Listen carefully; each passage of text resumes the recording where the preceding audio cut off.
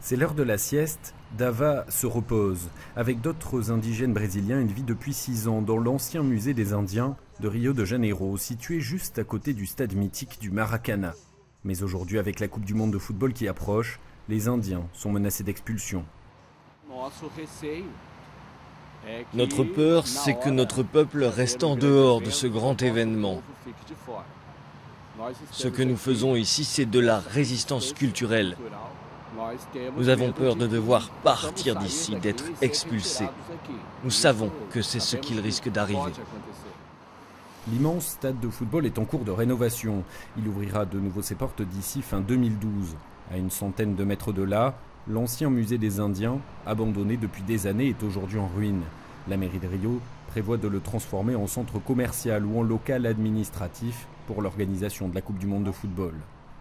Déjeuner de travail ce midi, les Indiens rédigent des tracts pour tenter de sensibiliser les Brésiliens à l'ordre d'expulsion qui peut tomber d'un moment à l'autre. Notre objectif, pour commencer, c'est de créer un centre culturel indigène pour pouvoir restaurer ce bâtiment ici qui est en ruine.